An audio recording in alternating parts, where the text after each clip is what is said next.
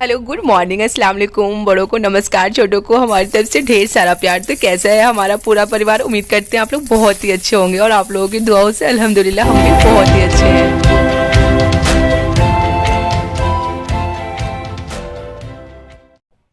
तो मेरी सबसे अच्छे और प्यारे साथियों, कहा जाता है ना कि अगर पूरे दिन की शुरुआत एक छोटी सी पॉजिटिव थॉट्स के साथ की जाए ना, तो पूरे दिन की शुरुआत बहुत अच्छी होती है। हमारा पूरा परिवार तो अपने दिन की शुरुआत एक छोटी सी पॉजिटिव थॉट्स के साथ करना पसंद करता है। आप लोग भी उम्मीद करते हैं कि एक पॉजिटिव थॉट्स के साथ पूरे दिन की शुरुआत करना पसंद करते होंगे। तो आज के पॉजिटिव थॉट्स क्या है, चलिए मैं आपको बताती हूँ। तो मेरे सबसे अच्छे और प्यारे साथियों, जो भी हम सोचते हैं या कुछ नया करने की कोशिश करते हैं तो दूसरे हमें यह कहकर रोकते हैं कि तुम ऐसा नहीं कर सकते, ऐसा नहीं हो सकता, और हम अपना इरादा या सोच कर बदल लेते हैं कि वाकई में ये यह नहीं हो सकता और हार मान लेते हैं।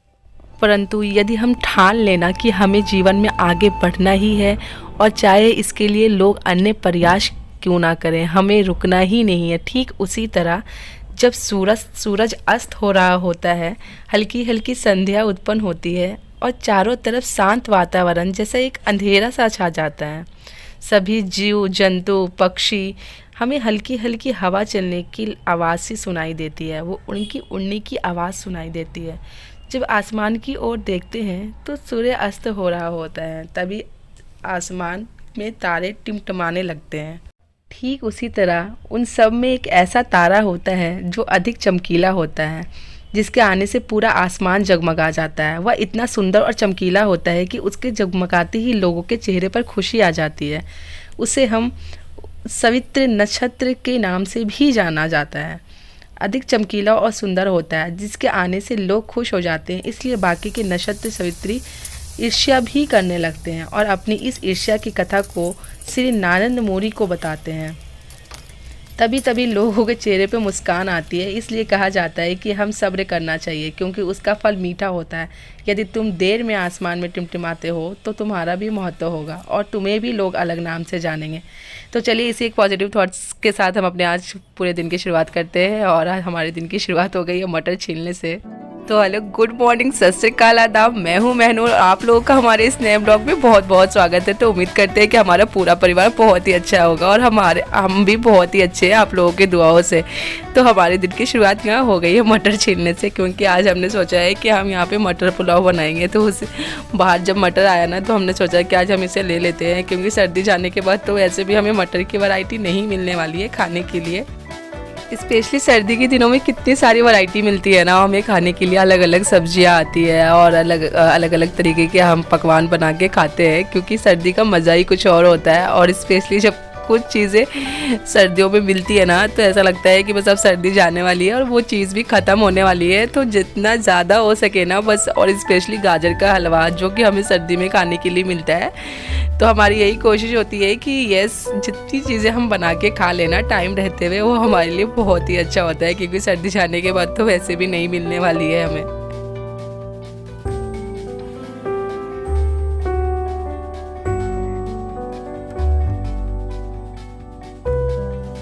मटर छीलने में ना यही प्रॉब्लम होती है कि आप बैठते कब हो और टाइम कब कितना ज़्यादा हो जाता है। क्योंकि जब आप बैठे थे ना, तो आधा घंटा पहले बैठे तो हमें पता ही नहीं चला कि हमारा आधा घंटा कब निकल गया। मटर छीलने में टाइम का पता ही नहीं चलता, फटाफट टाइम निकल जाता है। और क्योंकि ये बहुत स्लो होता है ना, और उसको खोल खोल के अच्छे से निकालने पड़ते हैं सारे दाने, इसलिए उसमें टाइम चला जाता है। और इधर अम्मी आकर के कुछ बोल रही थी मुझे,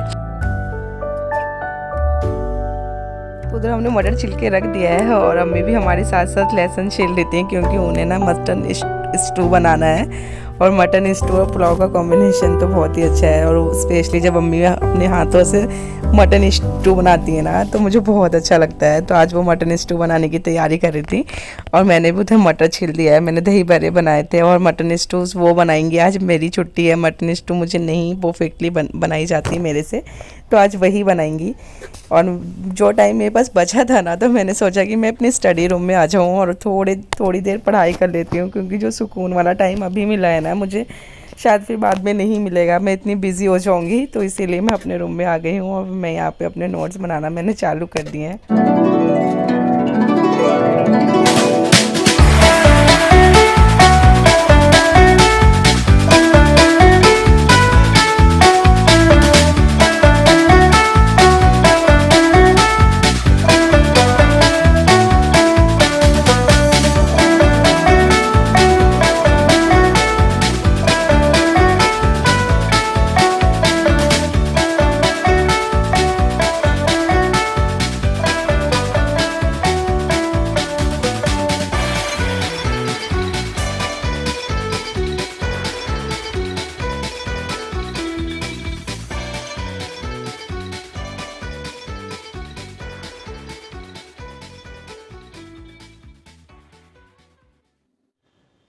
तो मैं अपने करंट अफेयर्स की तैयारी, आशीष सर है ना जो अड्डा पे जो आशीष सर हम लोगों को पढ़ाते हैं, आप लोगों ने जिस जिस लोगों ने सब्सक्रिप्शंस लिए होंगे अड्डा पे, उनको पता होगा कि आशीष सर कितना अच्छा पढ़ाते हैं। तो वो कुछ 1 घंटे की वीडियोस होती है और फिर कुछ पीडीएफ्स भी वो हमें देते हैं।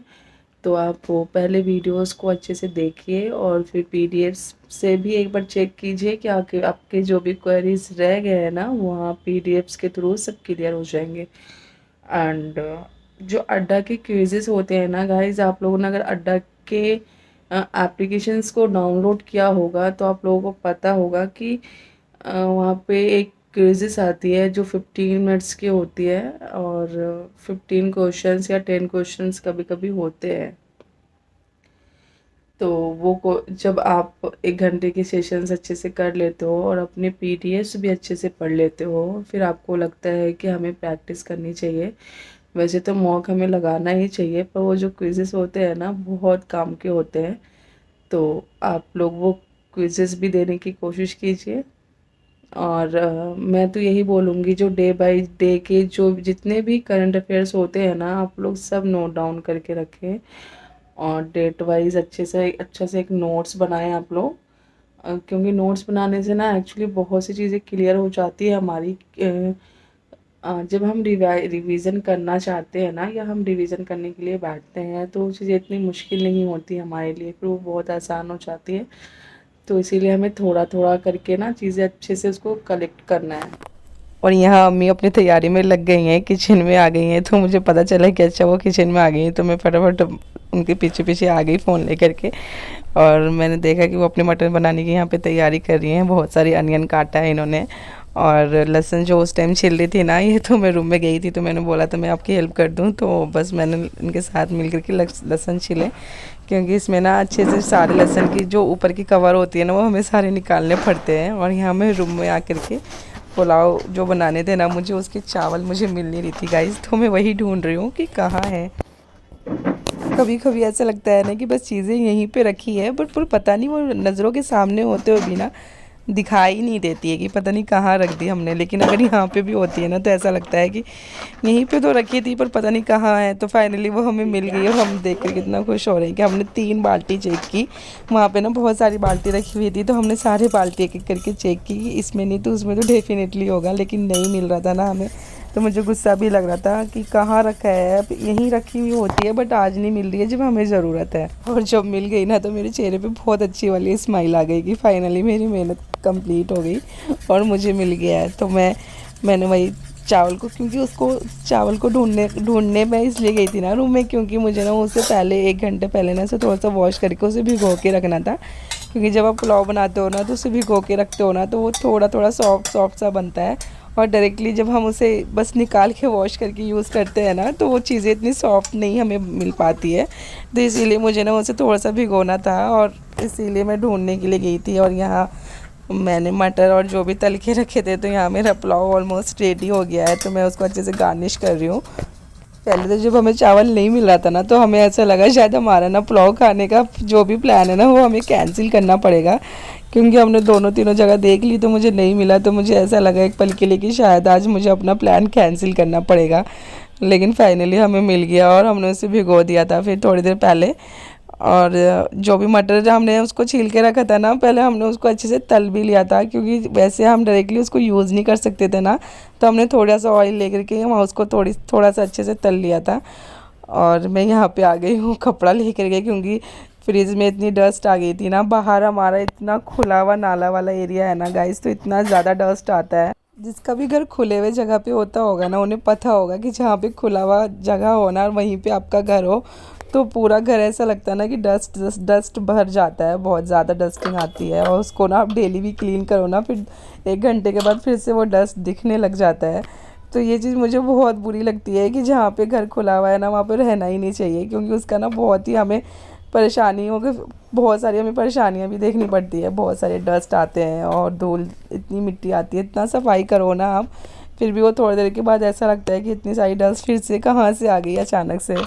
और अभी ऐसी जगह में रह रहे हैं तो झेलना तो हमें ही पड़ेगा ना। और हमारे साथ साथ और भी बहुत से लोग होंगे जिनका घर खुले जगह पे है ना, वो भी ये सारी चीज़ें फेस करते होंगे, क्योंकि खुले हुए जगह पे यही बहुत बड़ी प्रॉब्लम होती है कि पूरा डस्ट ना घर में आता रहता है। और हमारा फर्स्ट फ्लोर है ना, तो हमारा तो बहुत ही ज़्यादा डस्ट आता है, क्योंकि ऊपर की तरफ थोड़ी सी गंदगी कम भी जाए एक पल के लिए, लेकिन हमारा फर्स्ट है ना, तो हमारे फ्लैट में ना बहुत ज़्यादा ही गंद आ जाती है। और यहाँ मैं प्याज का भार उठा रही हूँ, इतना ज़्यादा हेवी था ना, मुझे ना मेरे सर में बहुत दर्द हो रहा था गाइस। तो मुझे डॉक्टर से भी मिलना था, तो बस मैं वहीं के लिए निकल रही हूँ रेडी होकर के। मैंने सोचा पहले मैं डॉक्टर से निकल लूँ और उससे मिल लूँ, क्योंकि मेरा उनसे ना मिलना बहुत ही।